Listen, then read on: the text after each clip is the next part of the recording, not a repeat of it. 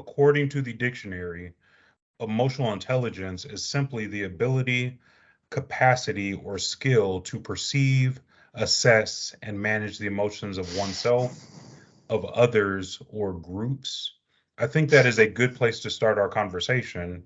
And because of the chivalry debate that we've already had, Wendy, you get the first crack at giving us your insight, your perspective about emotional intelligence, and not just what it means, but how it applies in the real world. So, Wendy, the floor is yours.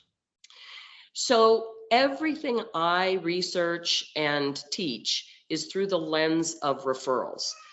And the most important thing to know about referrals is that a referral is risky. If I refer Sally to Keyaan and she has a bad experience, that affects my interaction with Sally, which affects my mortgage payment if Sally is my client. So the concept of emotional intelligence comes in because Keyaan has to let me know that he understands Sally before I'm willing to refer Sally to him. And that means that it's more important for him to answer the how are you question with a I'm working on this new project than it is for him to answer the how are you question with, oh, I'm not feeling good. And so the emotional intelligence piece here that's important is we have to be about the other. From a referral standpoint, it has to be about the other, not about me. And that's not natural for most of us. So, Todd, given Wendy's definition and application, what are your thoughts? Um, I would go with the opposite, but maybe they actually line up. For me, emotional intelligence is, whether you look at it from a personality perspective or a cultural perspective, is for you to be able to understand the person in front of you or the culture in front of you, you have to be able to understand where you're from and who you are.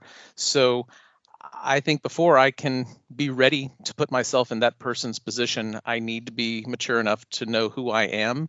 I need to be able to understand what are my hot buttons, why are they my hot buttons, and how do I manage those hot buttons when I'm interacting with others, because that's when I can throw off that relationship with Sally.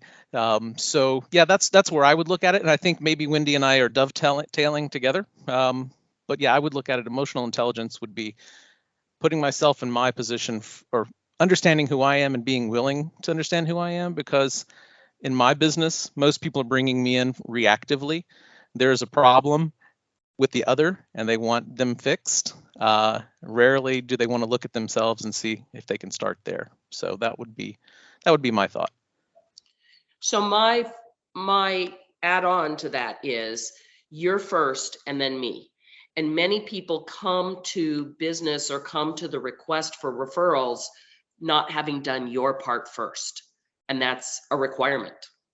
So, Csaba, Wendy has got us started in an interesting stream of consciousness. And so, given how she started and what Todd added, and then considering your experience and some of the things that you've done personally and professionally, what would you add as seasoning to this wonderful pot of gumbo that we're making? So the interesting thing is that yesterday I had a meeting with a coaching company in the US, and they specialize in using AI to understand and evaluate the emotions of the coaching clients. So they want to present the sentiment and the emotions. Is it negative? Is it positive?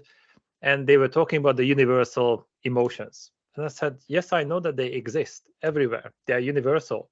But how much and how people express them, that depends on their personality. That was a training a few weeks ago in DC. So that's really important. But when it comes to emotional intelligence, to me, the most important part is not even the emotion itself, but why do you have that?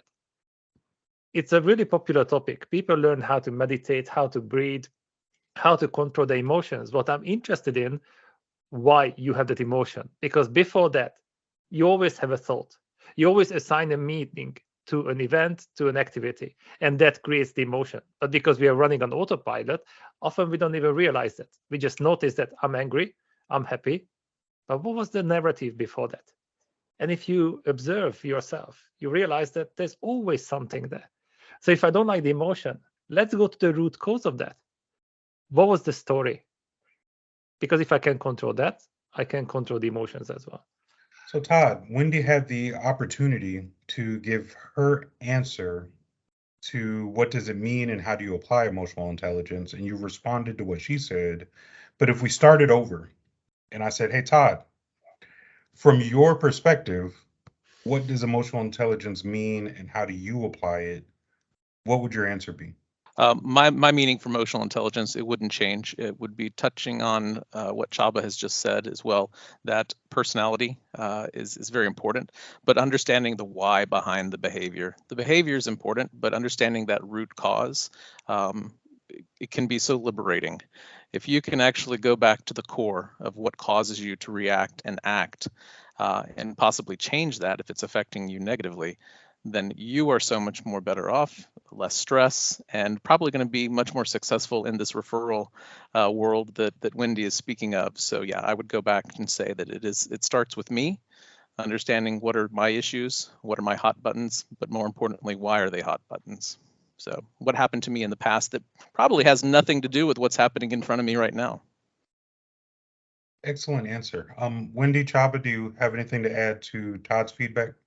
Yes, I think that when I'm not getting the results I want, it's my responsibility to do that work.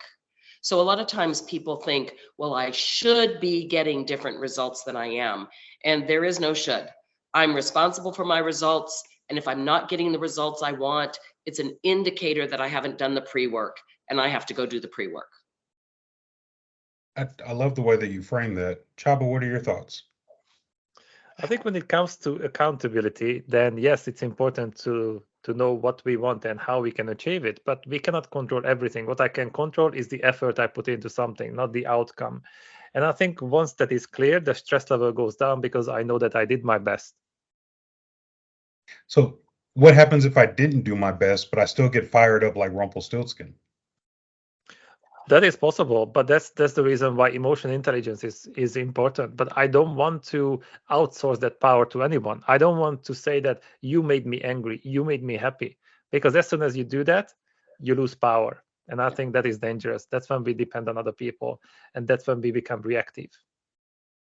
I'm glad I asked the follow-up question. That was brilliant. Before we move off of this specific topic, do you have anything to add about just the way that emotional intelligence is defined and how you apply it in the real world? Personally, I don't talk about emotional intelligence that much because I like going to the root cause of the problem, but I agree with that definition. And it is a skill that everybody needs, but not many people have. Lots of people talk about it, but when they have to apply it in real life under pressure, then there are only a few practitioners. That's my experience. All right, excellent.